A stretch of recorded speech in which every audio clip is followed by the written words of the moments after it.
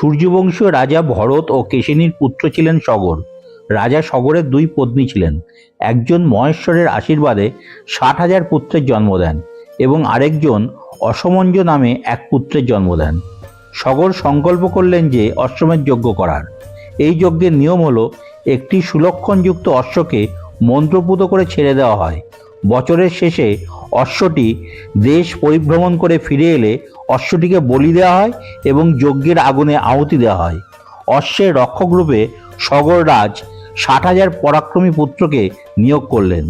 যখন দেবরাজ ইন্দ্র সেই যজ্ঞের কথা জানলেন, তিনি ভাবলেন এই যজ্ঞ সফল হলে রাজা সগর যদি বররূপে স্বর্গ প্রার্থনা করে তাহলে তাকে দেবরাজের পদ থেকে সরিয়ে দেওয়া হতে পারে।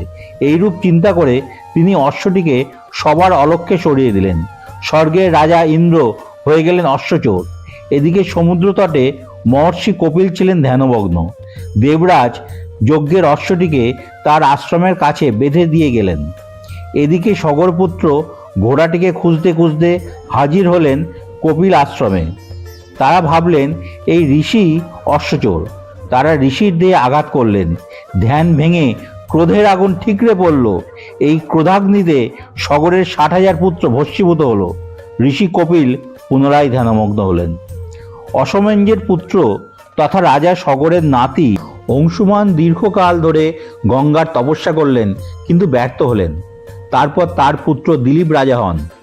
তিনিও অনেক দিন ধরে গঙ্গা স্তুতি করেছিলেন, কিন্তু ব্যর্থ হয়েছিলেন। ঔব্য ঋষির আশীর্বাদে দিলীপের পর রাজা হন ভগীরথ।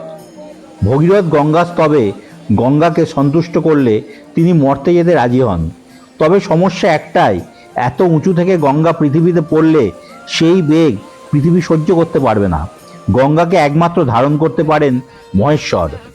তখন ভগীরথ মহেশ্বরের আরাধনায় ব্রতী হলেন এবং দেবাদিদেব সম্মত হলেন। গঙ্গার ধারা লাফিয়ে পড়ল শিবের জটায়। এরপর ভগীরথ শঙ্খ বাজিয়ে সেই ধারাকে নিয়ে এলেন সাগরে। মুক্তি ঘটল তার পিতৃব্যদের। দিনটা ছিল মকর সংক্রান্তি।